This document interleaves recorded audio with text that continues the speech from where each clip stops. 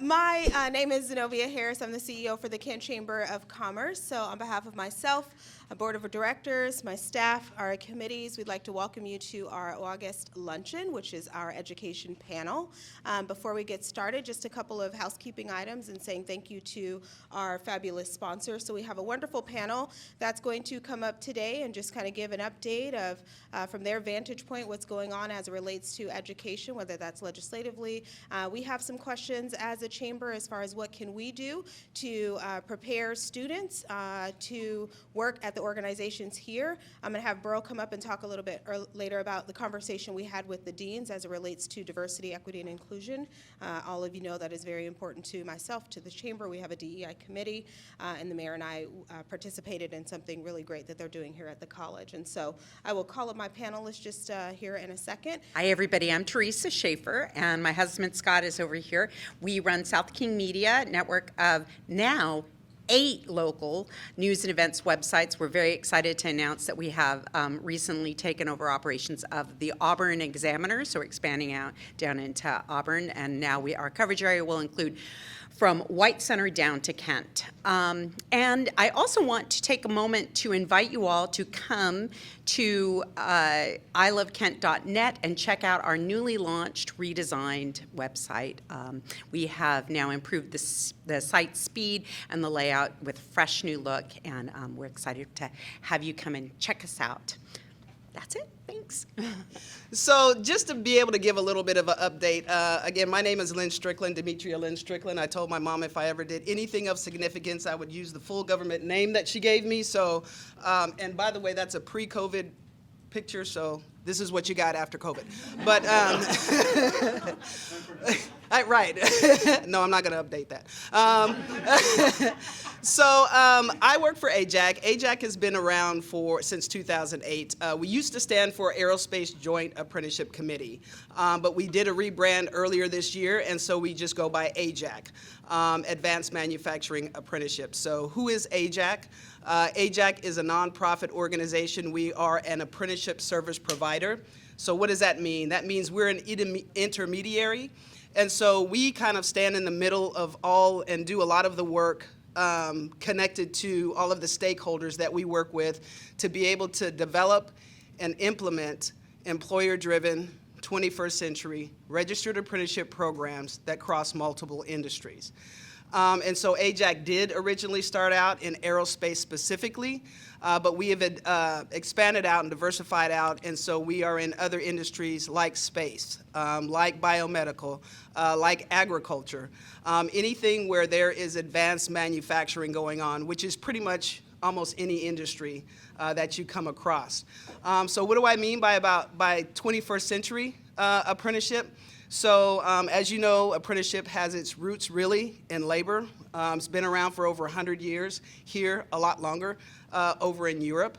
But what we do, what makes us a little bit different is that, number one, we're an incumbent worker registered apprenticeship program, which means that individuals who want to enroll have to be employed at one of our partnering organizations. So we partner with about 350 plus employers across the state of Washington. But also that 21st century, we wanted to make sure that individuals continue their education as well as their on-the-job training. And so we do partner with our community and technical colleges to have them attach college credit to the classroom portion of the training that individuals are receiving. So registered apprenticeships in our program, they are full-time employees. They come to class one night a week to get the theory behind what they're doing on the job, right? So they're getting the theory and then they're applying it at the same time. If you are a registered apprentice in the state of Washington, taking classes that have college credit attached, those apprentices are eligible for 50% reduced tuition. I'm not quite sure how the colleges feel about that, but 50% reduced tuition. Some of the occupations have access to a 2-year degree, 0 college debt. And so we really want to work with our community and technical colleges because a lot of people, they might want to go to college, but they need to get a job or they can't afford it. So we try to bring these individuals back into our educational systems here in the state of Washington. So again, they can continue their education and training. We hire all of the instructors. 95% of our instructors are still currently working in industry, so they also serve as subject matter experts. So as technology changes, we're able to update that in the curriculum just to make sure that individuals are learning current technology. And so again, the culmination of what we do is registered apprenticeship, but we also have pathway programs into our registered apprenticeship programs, and that's through our youth apprenticeship and our pre-apprenticeship programs. So the youth apprenticeship programs, these are students who are still in high school. Depending on the structure of the program, they are receiving high school and college credit. They are actually working on the job during school. It's up to 20 hours a week. In the summertime, they're working full-time. And so they're also getting their theory, right? They're going to high school, but they're also getting paid on the job experience. And that's not a job shadow, that's not an internship. These young people are actually making parts for industry. And so once they're done, they have a nationally recognized credential in a particular occupation. They've earned up to about $28,000. They've completed high school, and they have some college credits to be able to move forward in their education and training, be it if they want to go to a community or technical college, four-year college, or just continue on in industry. We do provide credit for previous experience for those young people that are coming in. We just had our graduation. We had a young man that graduated at the age of 21, tool and die maker, making really good money, was able to move out, be on his own, and that all started through our youth apprenticeship program. And then our pre-apprenticeship program, we've actually expanded it out. We work with adults, we work with incarcerated adults, we work with incarcerated young men, and we work with opportunity youth, and that really is a program to give them, individuals, the entry-level skills that they need to be able to get into industry. And then from there, we connect them with employers that we're partnering with, because we want them to continue their education and training, be it, again, through our community and technical colleges or through registered apprenticeship. And so we utilize those programs to be able to also build a diverse pipeline into industry. And so those individuals have the skills that they need to be able to start one of the many careers that is available to them in advanced manufacturing. So with that, I think it's about 10 minutes. I'll stop, and I'm going to hand it over to the next person. Thank you. Good morning / afternoon, because we are eating lunch at this particular time. So good morning. I am Jamilyn Penn. If we're using all the given names, it's Jamilyn Yvette Penn. And my mom would be proud. My pronouns are she, her. And I am the interim vice president of student services at Highline College, which, since I've been in the room, at least 4 people have said to me, "Oh, I know Highline." And so I often say that all roads lead to Highline. If it's not you, then it's you or your cousins or your brother's, sister's, mother's mom who has attended Highline, and we love that. It is a great story, a great legacy about our institution. It has been an absolute honor. I say that I'm interim. I've been at Highline College for about 1.5 years now, coming in hot from State Board for Community and Technical Colleges, where I worked in as Director of Transfer Education. And then, like Dr. Yoshiko Harden, have also worked at community and technical colleges, where I served as dean at Lake Washington Institute of Technology, Health Sciences, and also at Clover Park Technical College for some time. So sharing that with you, because I want you to know that I'm still relatively new at my institution, and I'm learning some of the things. And be kind to me when you're asking questions. I think I might be able to handle, but we'll see. Our college president is Dr. John Mosby. He is quite outstanding and very much a visionary. And I'd like to share a bit about his vision and the work that we're doing at Highline College. In collaboration with faculty and staff at Highline, Dr. Mosby has defined the mission and vision for the Highline College, and it speaks a lot to the work that we are charged with doing to support the students that we have. I'd like to share with you. The mission of Highline College is, as a South King County college striving for social justice, Highline College partners with global students as they envision, plan, and achieve their educational and professional goals. That is deep, especially with the diverse population of students that we serve. Highline is the most diverse college in the state, that amongst the 34 community technical colleges, as well as four-year institutions, and arguably one of the most diverse student populations that we serve in the nation. In our work to achieve the mission, we do have a vision outlined again in collaboration with Dr. Mosby and the college community. Our vision is to create anti-racist, equitable pathways in higher education to close opportunity gaps. And we're starting to see some of that work in particular, those gaps that are experienced by our students. We support our employees, also, which is very important work because you want we have the population of students who want to see themselves reflected in the individuals who are helping them along their educational pathway. So that's also a great deal of work that we are focused on. We accept people as they are and honor the life experiences that they bring. And at Highline College, we cultivate a collaborative learning community that centers the well-being of the whole person. It's important that you understand that as students enter our doors that we have a variety of resources, whether that be them coming to get financial aid or to get registered for college. We also have a counseling center, our women's program. We have a food pantry, outstanding programs throughout the entire college community. We highly regard families and support systems that enable our success and knowledge that we understand that we have to be collaborative, and by doing so that we are limitless in our efforts to do so. I'm going to speed up a little bit so I can make sure that I get through my core points. Dr. Mosby shared his annual goals with Highline College Board of Trustees and with the college community at large recently, and we've rallied around to support the achievements of these goals, which include some of the following. Here are some examples. Building a strong community is his first goal, and that means internally and externally. And I told you that hiring is very important for us. We seek to hire individuals who reflect the population of students that we serve.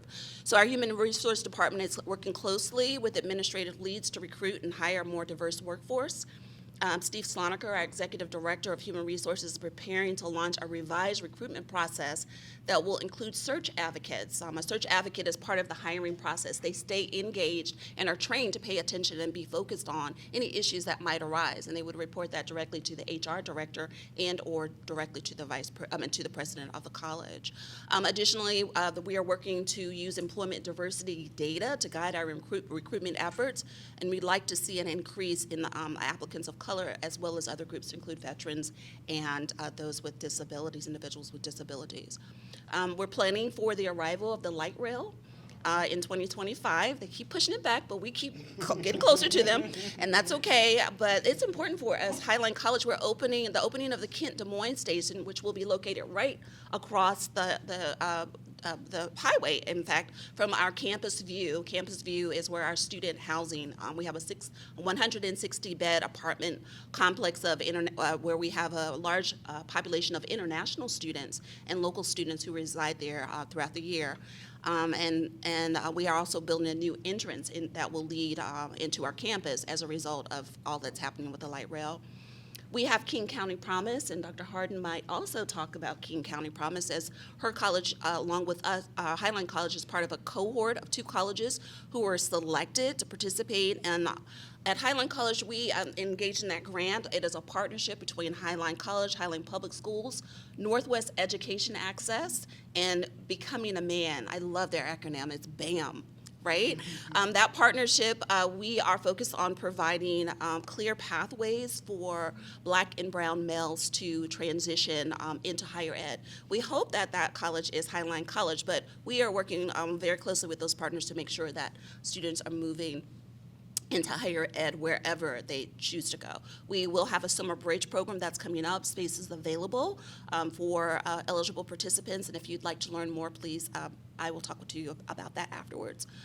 Josh Gershman, our Vice President of Foundation, would say, Jamilyn, make sure that you tell everyone there that on October 7th, 2023, we're hosting a Thunderbird Soar, a Highline Experience Highline College Foundation event to support students. Again, if you'd like to learn more about that. Dr. Mosey's second goal and third goal, and I'll round out clearly with this, that we are focusing on enrollment. That's his second goal. Fall enrollment looks promising coming out of the pandemic. Higher education was hit hard, like many of our businesses across the state.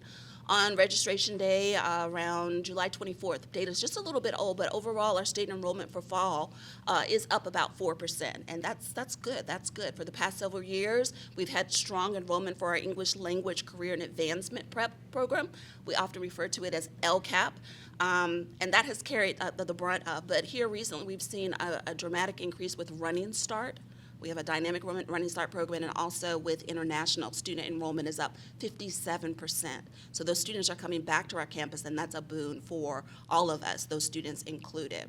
And we expect to see increased enrollment as we move into Labor Day. And Dr. Mosley's last goal, fiscal responsibility and stability, we would all be remiss not to make sure that we're taking care of finances and doing what's in the best interest of all of us, our students, our staff, and our faculty, and we're doing really great work in that regard. So overall, Highline College is doing phenomenal work to meet students where they are and to partner with students to help them gain access to where they want to be. And in order to do this, we are establishing internal and external partnerships while also making sure to be fiscally adept, flexible, and responsible. I look forward to any questions that you may have, and thank you for allowing me to be present with you today. Thank you.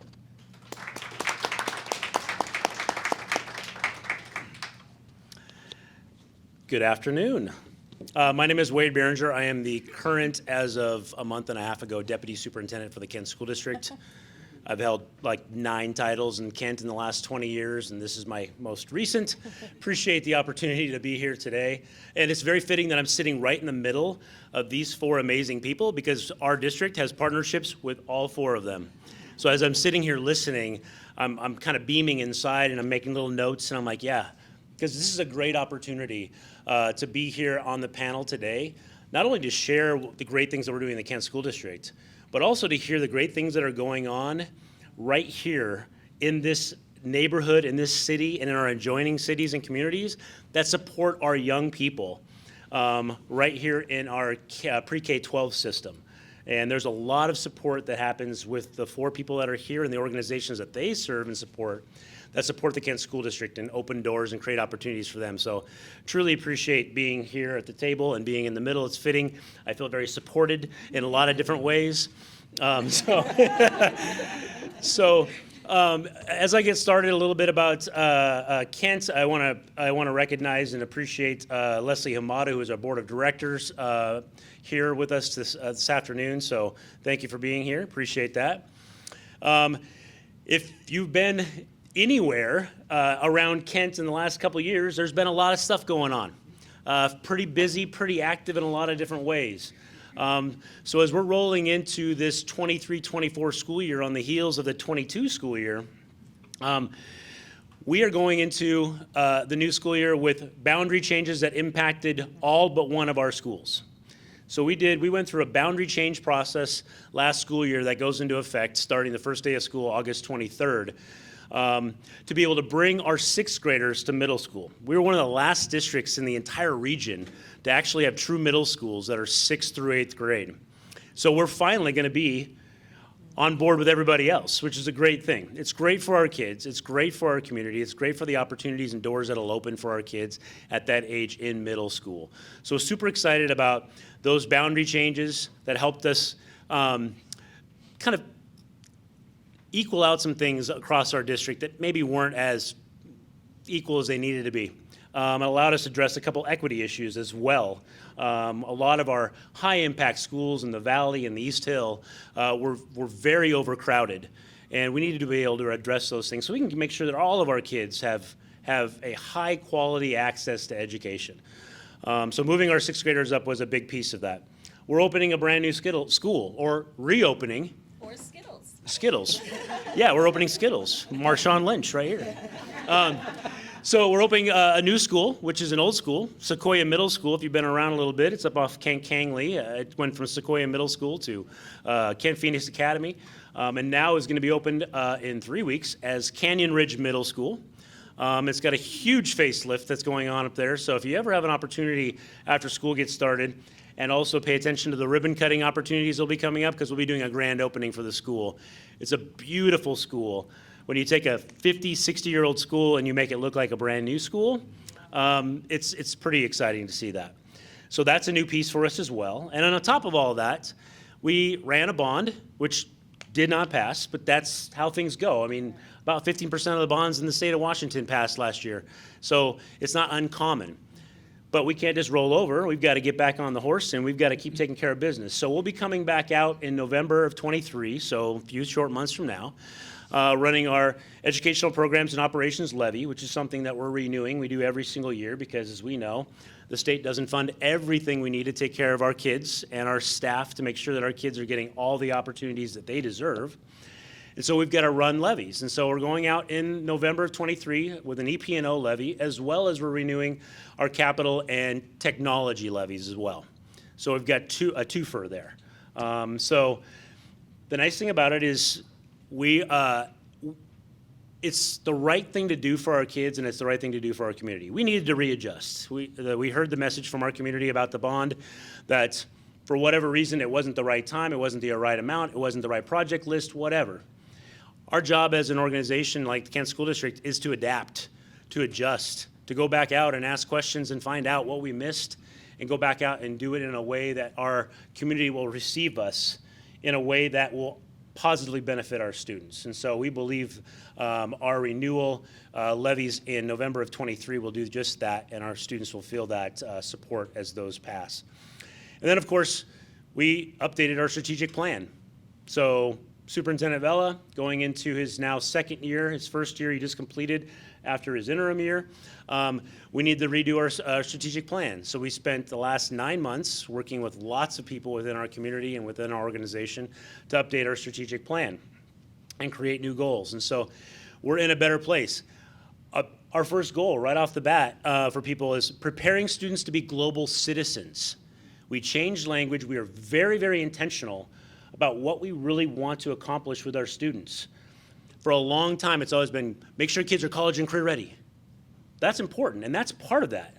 But we want to make sure that we are educating and creating opportunities for the whole child development, because that's, more so than ever after the pandemic, is critically important, that we make sure our students have all the skills that they need to be successful in whatever they choose to do after they leave the 12th grade. So expanding student and family community partnerships, another goal, important, right here, critically important. We can't do the work we do in pre-K-12 in the Kent School District without the support of the institutions that are here, as well as the many other businesses and resources that are around us here in the Kent community. So we truly appreciate that. We're making that a huge focus moving into next year and the next 5 years, which is the length of this strategic plan. Building equitable systems in school environments, critically important for our students. That puts students first. Cultivating inclusive cultures and diverse communities. Kent is one of the most diverse communities in the entire country.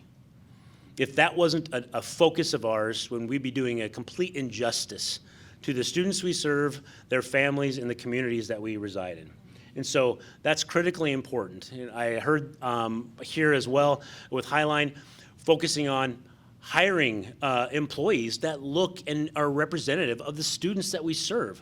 Critically important. So that's a major focus of ours. Quickly on just student achievement, graduation rate for Kent School District last year, over 89%, 7% higher than the state average in graduation. So really happy about that. We have been growing in the number of industry certifications our kids are receiving as they're going through our system through partnerships like this right here. And so we appreciate those opportunities. And we're seeing over 50% of our students who are leaving high school and going to college, that they're sticking with college. Now, I know 50% doesn't sound very good, but as you're transitioning from that high school type mentality and going out into the real world of college or whatever that looks like, there's a lot of things that are thrown at you that you're not ready for. And so that's why in partnerships like this and kids being able to have access to things earlier in their high school courses, create some more skills for them to be successful. So that number will increase as we go. And again, as I said, very, very important that we continue to partner with our, not only our higher ed institutions, but just the trade industry right here in Kent. We have intentional partnerships with aerospace and space, maritime, advanced manufacturing, all the trades industries. That is growing through the leadership of Executive Director Carol Cleveland, who has made it her mission to make sure that every single door is open for every single kid in our school, whatever it is they choose to do. And that is a focus of not only Superintendent Vela, but the school board and our executive cabinet. That's a focus. You're going to start to see a shift. Kent School District's going to start showing up a lot more in spaces like this, so we can make sure that we're not missing any opportunities that our kids may want to access. And the more we're out there and the more we're listening and engaging people, the more opportunities we can provide for our students, which is our job, number one job. So appreciate the opportunity to be here today. Thank you all very much. Look forward to being here, or Israel being here on a regular basis, so we can make sure that we're doing everything we can as the public education institution here in Kent to support our kids in our community, as well as create global citizens that are ready to support industry that are right here in their backyards. So, thank you.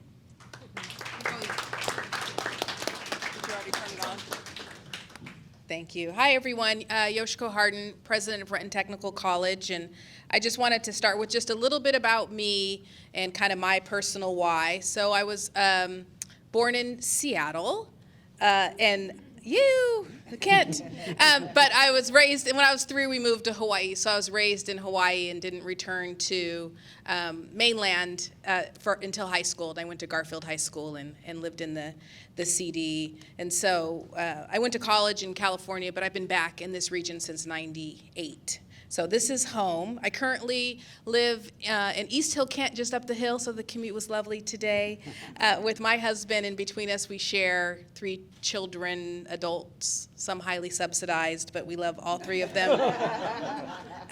And, you know, of course, I have to talk about my dog, Serena Thunder, the Wonder Dog. So we were one of those people that thought, we should get well, my husband didn't. I thought, we should get a dog during the pandemic. And he was like, no, we should not. But we have her now, and she's beautiful. A little bit about RTC. So I'm finishing my first year there as president. I'm the first woman, first person of color president in the 80-year history of the college. Thank you. I got my hype woman, Carrie, over here. So really a privilege to hold this role and the various roles I've held in our Washington State Community and Technical College system for the past 20 plus years.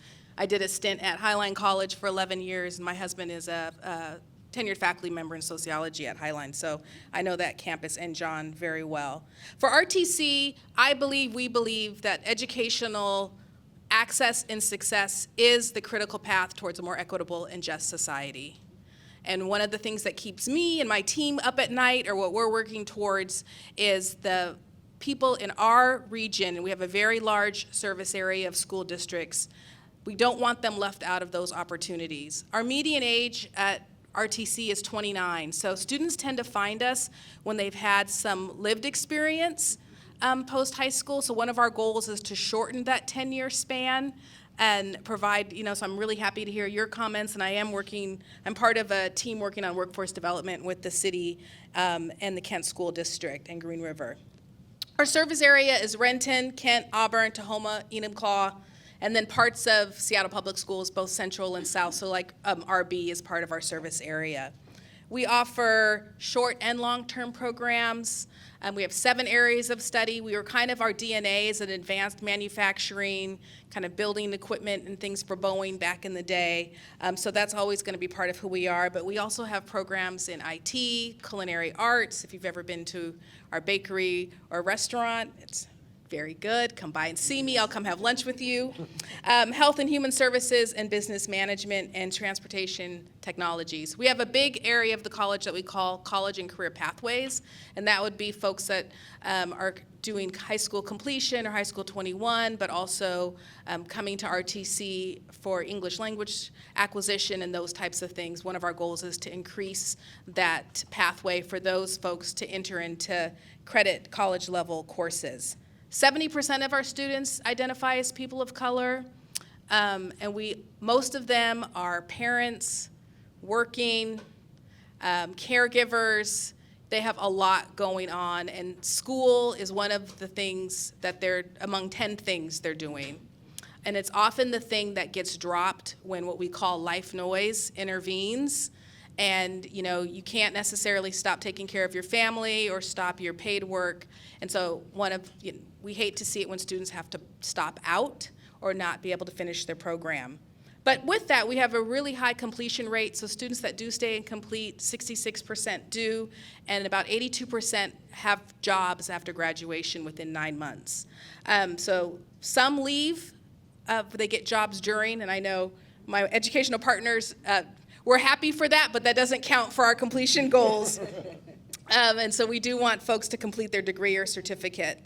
One of the cool things I love about RTC is, you know, I've been calling us the Care Bear College. We want to love on, I'm like, we're not a real college, we're Care Bear College. And Carrie's laughing, but, you know, that care and that welcoming, we say we're kind of like a family. Families can be problematic, but you guys get the good part about the family. And so that's what I want faculty and staff and students and community to experience when they come to Renton. So just really in closing, I'm super excited to be here today. The partnerships are critical more than ever with community organizations, with business, with industry, for our sector. We need to make it sticky for students to leave, and we also, I feel it's our job to have smoother transitions, especially when students have so much going on in their lives. It's really easy to get kind of lost in the noise and then just give up. And so I'm excited about we can do that in our region because we have such great partners. So I'll pass it over to my partner to the left.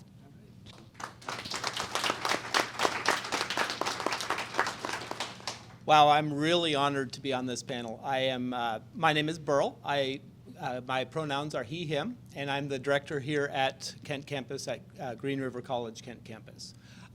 This is my dream job, so I pinch myself every day. I've been in my position 10 months, so many of us on this panel have not been in our positions long, but certainly welcome any questions you have and excited to be able to answer those.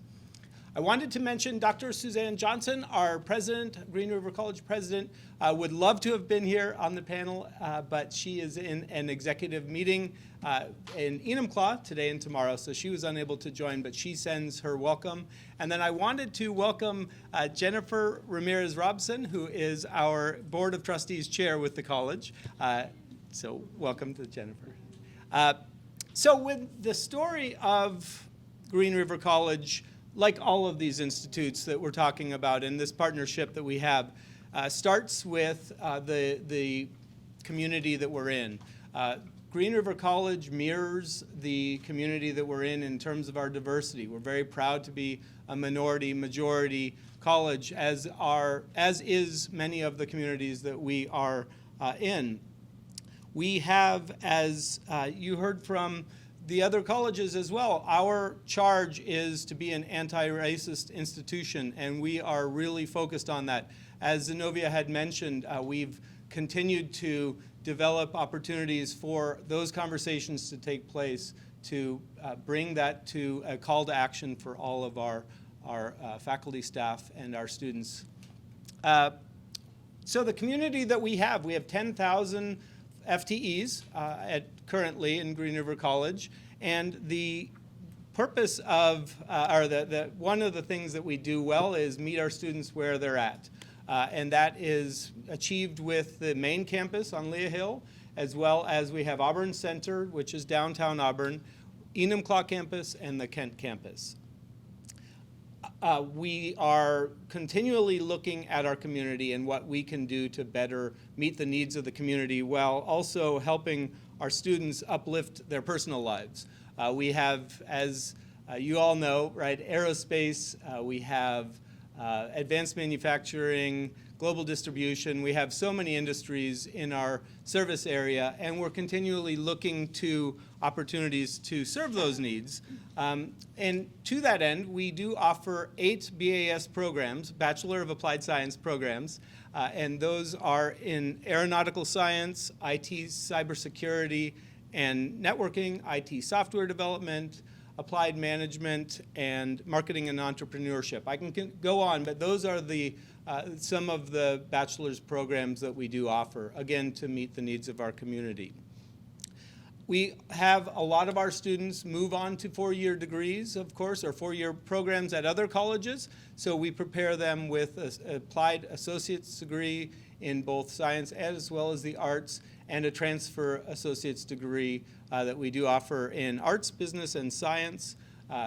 We have a very strong career and technical training programs that we offer, certificate programs, as well as the trades. As was mentioned previously with our international students, we had a great, we were a top destination for international students here in this part of the world for a long time, and COVID changed that, so we're continuing to look for opportunities to increase those international enrollments. And we also have student housing on our main campus. Additional programs, we have Running Start, Open Door, Transitional Studies, English Language Learning, and then we also on this campus have our continuing education programs, as well as we have the Small Business Center here at Kent, and we have PTAC. PTAC is to help small businesses navigate the ever-changing landscape of regulations. But just to talk about Running Start, which we are all very excited about as part of our partnership to get our students start there, an opportunity to get to college and start their college while they're still in high school. Last year, we've seen our enrollments increase, which we're excited about. We see a very strong trend towards the fall enrollment. We continue to have RAP sessions, both here on campus and on main campus, which are opportunities for students to come and learn more and enroll. And then the other thing that is new is Running Start is currently, or is now available year-round.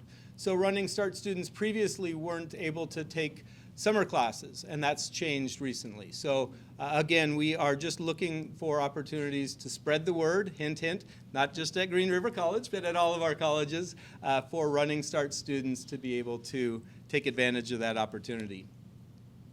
As has been mentioned, enrollment numbers are down pre-pandemic. We were about 13,000 FTEs. We're currently, as I mentioned, about 10,000. We continue to see the trends increase, but we haven't gotten to that level yet where we would like to be, so we continue to look at that.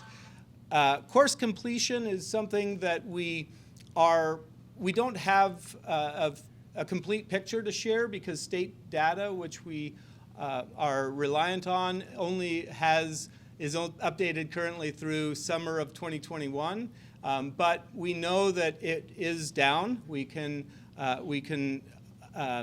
attribute some of that to the fact that we went 100% online, of course, and the events of the world that happened during the pandemic. But one of the things with our online classes that we learned was that there is a big demand for that, so we continue to offer both hybrid and online classes in addition to our in-person classes. And the hybrid and online are very popular. They continue to be one of the number one programs that we do offer. And then last but not least, I wanted to just mention that we are, as colleges across the state are working on rolling out guided pathways. And so those of you who aren't familiar with guided pathways, it's a program or it's a change in how our students will be able to navigate their educational careers. It makes it more transparent for students to know what programs they need to complete in order to achieve their degree. Obviously, it helps to save money and it helps to save their time, gets them to their degree faster, and we're hoping it will improve the completion rates as well. So with that, I'm happy to answer any questions, and thank you again. Stereotypically, when people get promoted, businesses take the most highly skilled technical person and they promote them into management. Management has kind of been, when you get into the actual business, the complaint that I hear from most of my clients, from many of the businesses that I've worked in, is that these people are not trained in management. They may be technically competent, but they're not trained in management. So I'm wondering how you folks can or will address the people management part of this? I won't speak directly about the curriculum in this realm because my lens is really focused on the student services side of the house. I'll leave that for others who are more directly engaged in talking about curriculum. But I will say that in working with my colleague, Dr. Emily Laudner, who is the Vice President of Instruction, we are really focusing in and honing in on our professional technical programs and building partnerships with industry personnel like yourself to serve on our advisory committees. And so that information, it is wonderful for the students to hear us talk about that and to tell them what type of skills set that they need to have and where to pay attention. And even if we're embedding it within the scope of the curriculum, it's kind of like that relationship that you have with your children where if they hear it from you, they're like, yada, yada, whatever. But if they hear it from you, it becomes a whole nother piece. And so advisory committees and having the opportunity to partner with those of you who are here or others who are in industry related, who are in industry, and having you partner with our faculty and also to present, to talk with, to mentor, to help guide our students speaks volumes. So I would say that that's one of the primary ways that we are working towards. And at Highline College, we're looking at building greater capacity around our representatives on our advisory committees. And so if you have an interest in that realm, I would be more than happy to talk with you about that. Want to turn it off? Oh, did you turn it off? I did. Okay. So I think it depends on the student. So I said our median age is 29. Some students have come, they've had full careers. And they're seasoned in that way. They're just looking up to upskill or reskill. And so that's what we're seeing in our space is that the future really is around upskill and reskill and how are we nimble for people to come in and go out to get the chunk that they need, right? So if any of you have looked at The Great Upheaval by Arthur Levine, one of the things he talks about is that the education has changed. We have an industrial revolution type of education now where everything is front-loaded, and what it's changed to now is more like a Netflix education. So people want just in time. They want the song, not the record, right? They want to be able to take a piece, like I just need to learn supervisory skills, and then I'm going to go back and do my job. Or, this will help me get my promotion. I'm already in my field. So I think it really depends. Dr. Penn is right. The advisory councils do help. Apprenticeships, I think, are great opportunities for students to get a sense of what it's really like. I mean, I'm a college president. None of my education talked about how you be a college president. So, I always tell people, please don't get into management if you don't want to talk to people about, like, wearing deodorant, coming to work on time. Carrie knows this. I'm working on a book in my head, and it's called Leadership. It's Almost Worth It. It's because, and it is worth it. But there are elements. You're working with people, and our product is people, and so it's not a cookie cutter. And I think that's been one of the challenges is when we talk about from an EDI space or an inclusion space, thinking that everyone just needs the same thing. We're not resourced to provide everything for everybody, so that's some of the tension we're always living in. Guided Pathways is a great example that will help us kind of shorten that. So we have different programs have different components that talk about what do you work in the field or a day in the life, where we have college success classes. But I think it really depends on the student. So students come to us, they're full people. They're not deficient. They're here to learn a skill. They bring their talents with them. This is why I always want to talk about, we're about talent development. If you go to University of Washington, it's still talent development, right? But the way the community technical colleges get talked about is we still always have to battle this stigma that, like, we're not real college. And we are, right? I think 39% of our students across our system end up transferring to 4 years in our state. We are big producers of college graduates, of talent development. And so one of my roles is to just really destigmatize and dismantle some of those long-held stereotypes. So I think it would just depend. But I really don't like to do deficit framing. They're coming to school despite of really significant challenges sometimes in their life and successes. And so we just want to be that soft place for them to fall and return on their investment.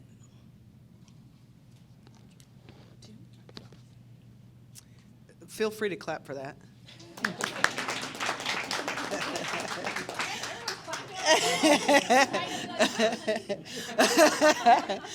So what I will say in addition to all of that is that, the modern or the 21st century twist on apprenticeship is that, you would think that it's all about just the technical skill, and that's the only thing in our curriculum. That's not it. In all of our curriculum, in all of our classes, there are elements of communication, there are elements of teamwork, there are elements of how to get along with other people, and all of those basic skills that are continually reiterated during the course of the training, because we want them to not only be technical experts in whatever they're doing, but if they choose to do so, to be able to move into being a mentor, right? You're going to be dealing with people, and you have to have those skills. If you want to move into management, the same thing, you have to have those skills. So we've purposefully embedded that in a lot of our curriculum, if not all of our curriculum, and that's not just in the registered apprenticeship piece of that. We start with the youth apprenticeship. We teach them those skills, especially young people. I have a 25-year-old, and I still have to tell him these things, right? Try to embed that in the young people and stuff, and as well as in our pre-apprenticeship, it is set up, they're learning, but they're also doing things with their hands, but it is continually communicated to them, those people skills, personal skills, job skills, whatever they're calling it this week, is continually embedded in that for their benefit, for the organization's benefit, but also if they want to move into, other elements of the company beyond just the shop floor. So. I'm Margie Newton with a bakery, Nothing But Cakes. And I have a question on, and it's more for me, is with all the online training, I know there's benefits to it, but I also feel there's drawbacks as far as when you complete online training and then get into the workplace, again, the teamwork skills, the other skills, how is that addressed via online training? Or any? That's a great question, and the reason that I felt compelled to grab the mic is that I finished my bachelor's and my master's degree online, and so speaking from personal experience, classes that are delivered online are very effective these days. I finished my degree later in life, finished my bachelor's in 2012, but I had taken online classes quite some time before that, and those classes were not effective. But the classes that I took at the university level were very effective with the technology that there's available via Zoom and other opportunities to mirror or practice those skills. So teamwork was something that we learned, it was something that was taught to our classes through programs or through case studies that we worked on together. We were via Teams or Zoom, but that was how we learned. So I think it really depends on how the programs are set up, and more of the programs set up at all of the colleges are much better than they were 20 years ago. One quick follow-up. What do you do with your real estate then? If the classrooms aren't full, Yeah. what do you do with your real I think estate? we're still figuring that out. So, colleges were designed to be about integration, right? All the design, housing is designed so that you bump into each other. So this, environment is much different. I think at RTC, we've invested in what we call flex classrooms. So basically, day to day, if you were on my class, this table over here could have decided that actually they're going to join via Zoom today, and then tomorrow they're going to come in person. Right, so the technology, bless our faculty that are doing flex classrooms. It's very complicated to me because that's not how I went to school, but it's a great option for students. So I'm not, we have transportation issues, challenges. It's hard, even if you have transportation, it's hard to get to places. So that's been a great option for students. What we don't, and I think students speak with their keyboards, right? They're going, same as workers, right? They're in charge.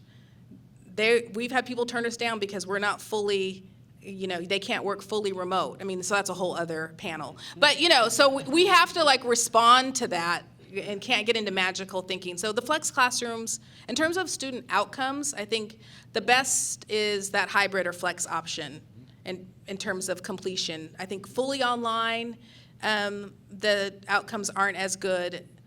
fully in person, other life noise, but giving students that flexibility has been successful. And I think there's just a lot we don't know yet about the pandemic and student success outcomes.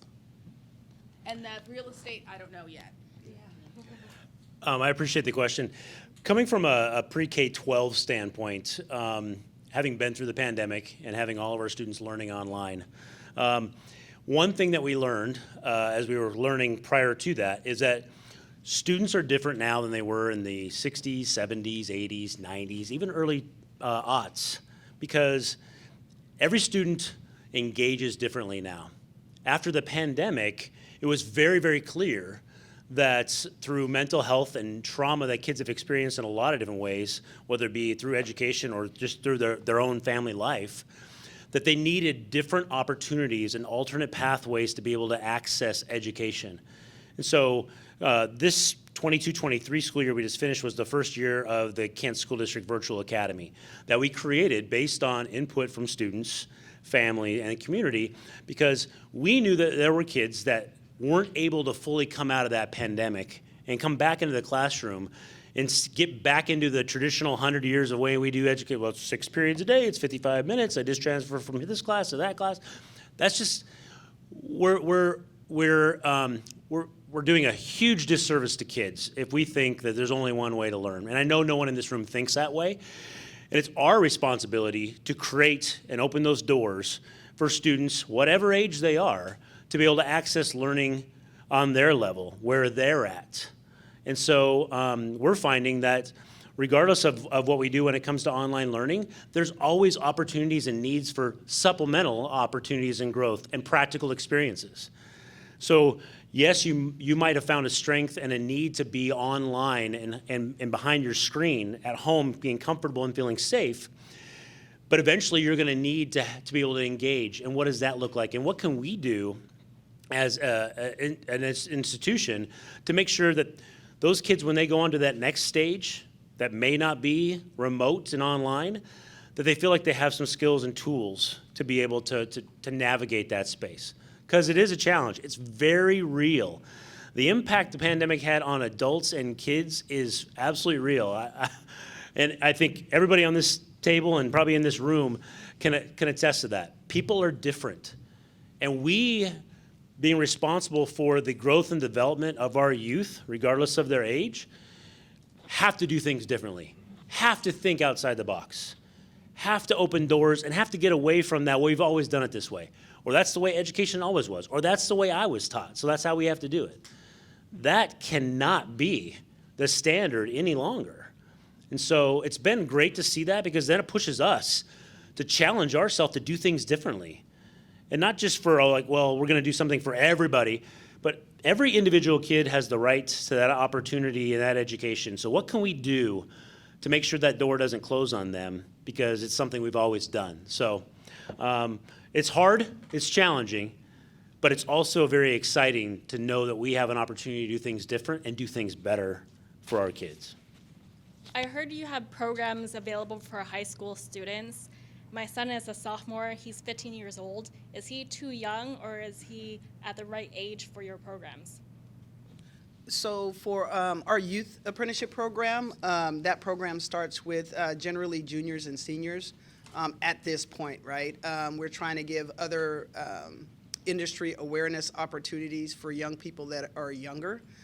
So if once they get to be 16 or 17, if that's the route that they want to choose, they can try it out at that time. So, but it's generally 16 with our programs, and a lot of that has to do with, again, our youth apprenticeship is not a job shadow,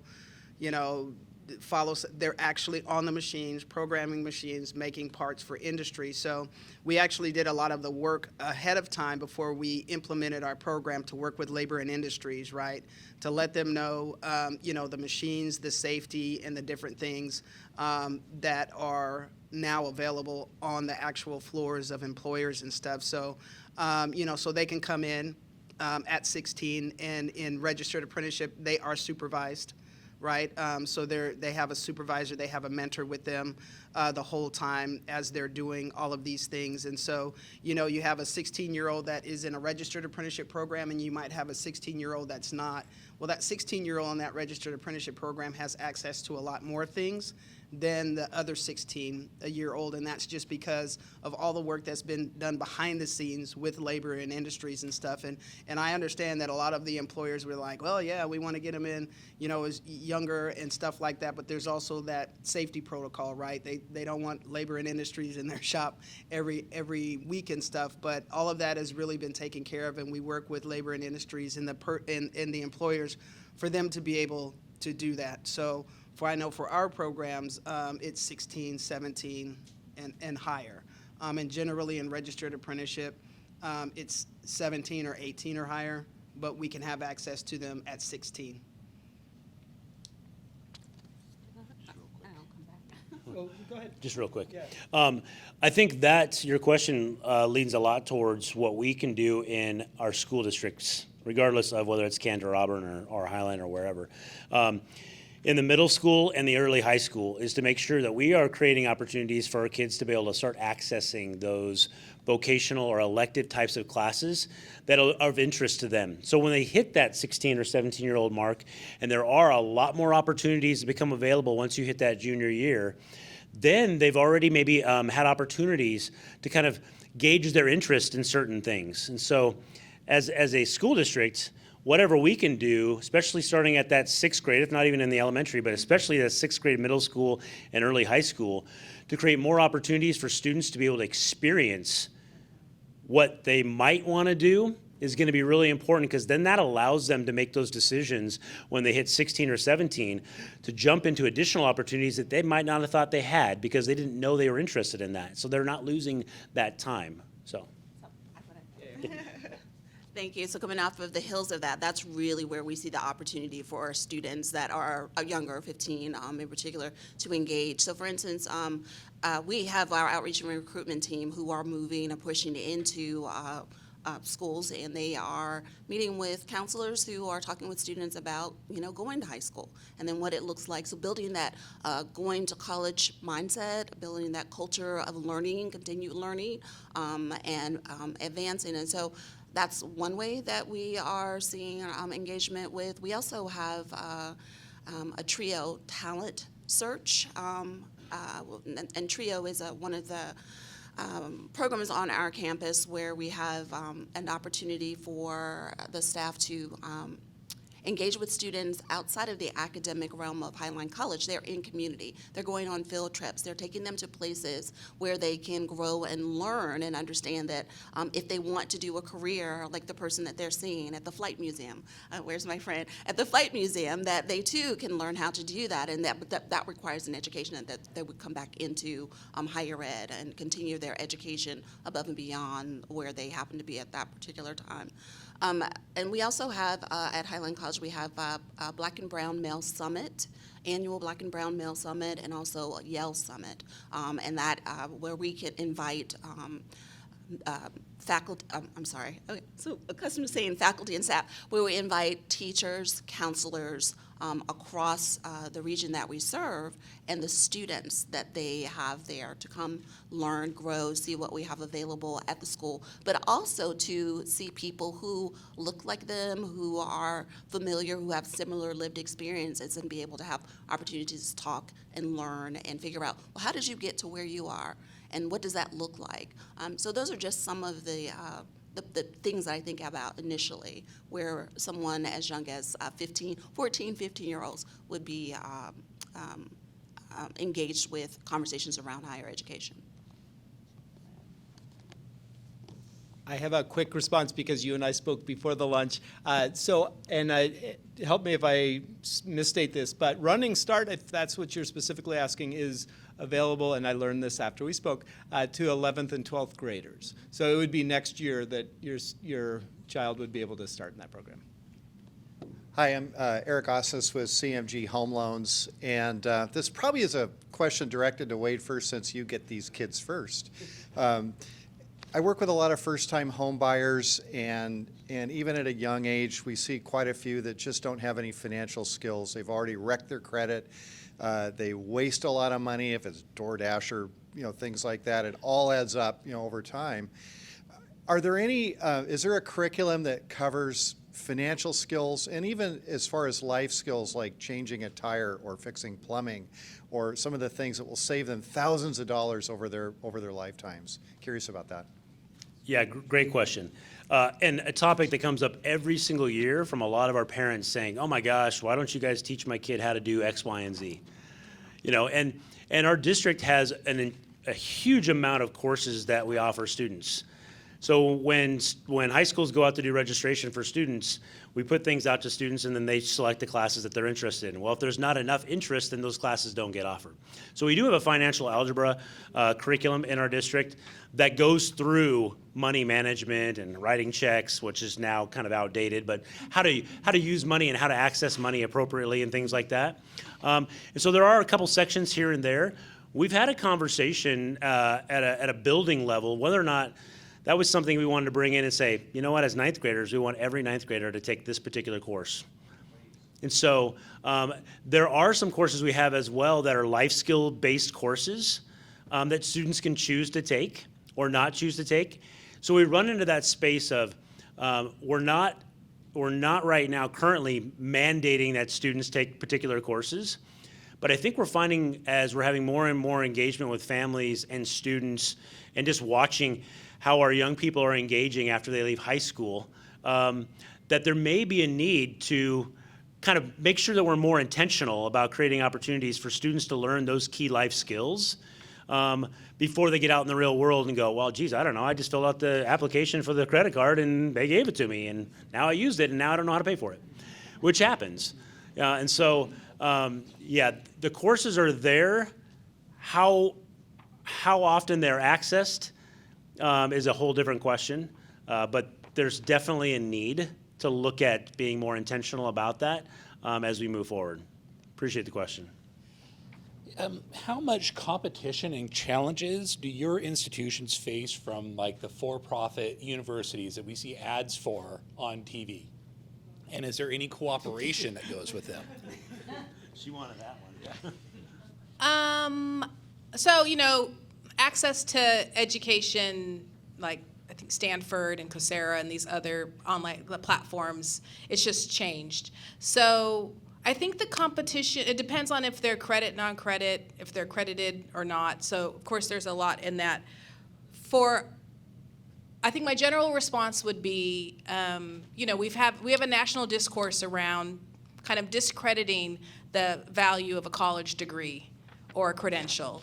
And so we're in a time now, at least in my lifetime, where college has always been promoted as a great pathway or opportunity, where it's really being challenged at different parts of the country and in our state as well. So we can see polls where people are like, it's not worth the debt or it's not worth the degree, you don't need that. What the polls also tell us is that even people who are questioning the value of a degree or credential still have a lot of love for their local college. And I think that's what's special about community and technical colleges, because we're designed to be the college in your community. The genesis of us is that people couldn't get to Wazoo or University of Washington, right? This is why community colleges were formed so long ago, and there wasn't enough space for people to get access to post-secondary education. So I think we have to really lean into that's what differentiates us, is that relationship. And also accept that even the 4 years they're in the community and technical college space way different than they were 20 years ago. They're offering more certificates. They're targeting working adults, which has always historically been our bread and butter. But they had also been tracking that at some point that the high school graduation numbers were going to hit a cliff, right? That we were going to run out of high school graduates, which tend to go to the 4-year first. The data we're looking at tells us that we're not going to see an increase in high school graduates nationally until 2037, I think. So, yeah, I mean, I don't like it for my college, but I do like it. I like some of them for opportunities for people to access education, so I think it's just mixed. I don't know if anyone else had a comment on that. As you all can tell, I never met a microphone I didn't like. So I love them, as my mentor would tell me. So I'm going to look back to our host and pass the mic down. Okay. Hi, Tina Orwell, State Rep from the 33rd, and thank you for the work you're doing. It's just extraordinary. I'm curious what you think about AI and what we should be thinking about in the future. The way we're talking about it at RTC is that AI is like the calculator, when the calculator came into play, and people were freaking out that people weren't going to learn, and so it's just another tool. I mentioned my husband's a sociologist or professor at Highline, and from his standpoint, he kind of welcomes it because it does like sentence structure and thesis, and it's a learning tool. Even our 16-year-old, he uses it for like chemistry. He'll just pop in and it will explain to him. So I think it depends on the subject. So if it's something so specific, AI, at least how it is now, isn't going to, it's okay. It's been that day, huh? Sorry. So, I am concerned that AI gets smarter and smarter and smarter, and that it talks to each other, and that at some point it could take over all our systems. But that's just me, it's like conspiracy fear. So those are just some of my early thoughts around that. That's a great question, and one that we have been engaging in. I'm a former English professor, and so I immediately wanted to know what the English faculty were doing on campus. Like, like the whole paper can be written, what's going to go on? And they are engaging in some very dedicated conversation about how to embrace it. How do we embrace AI? What does that look like for the population of students that we're serving? Trying to move outside of the idea that everyone is going to cheat, right? And how do you cheat the paper, and how will I be able to? They're kind of dismantling that and just saying, okay, it's here, we may as well embrace it. And so some of the training that's taken place, in fact, I think it's on Tuesday of next week, I'm pushing into and just sitting to hear what they are going to talk about a little bit more. But that's essentially the approach that that particular area of the college community happens to be taking. All right, well, wonderful. Round of applause for our panel. Thank you so much for that informative panel. We appreciate you, and as the business community, we want to know how we can engage. If we had more time, I'd have someone, I know I see Bill and Michelle here. There's a great meeting that has, you got a minute on it, Bill? The great meeting that's been stood up with our educational partners just to really talk about what's going on and what that partnership looks like from a business standpoint as well. Well, I don't speak for all businesses. I'm from Bill. I'm from the City of Kent Economic Development. We met recently with the school districts of Kent, Renton, and Green River. We just were talking, of course, Zenobia are invited to come to the meetings, and we're just talking together right now at an early stage of how do we cooperate together, how do we pursue funding opportunities together. And I think one thing we've talked about just in the first couple of meetings was industrial panels, advisory panels. We heard some discussion about that today, and this is a great panel because this recognizes that we are kind of one area with one common industry base and one common population that is served together jointly. So I think there's a lot of synergy around having a cooperative industrial panel, advisory panel, and I think that's something we're just exploring at this stage. So thank you. Awesome. Thank you. Okay, so just want to give you guys a quick few updates today. So we have a few things going on in the spirit of equity, in the spirit of conversations ourselves. So the Kent Chamber, the Renton Chamber, and the Seattle Southside Chamber, we're putting on our annual Pacific Northwest Economic Equity Summit. We have some really great speakers coming out talking that day. It's going to be on August the 24th. It's going to be a morning event, 2 hours from 8 to 10.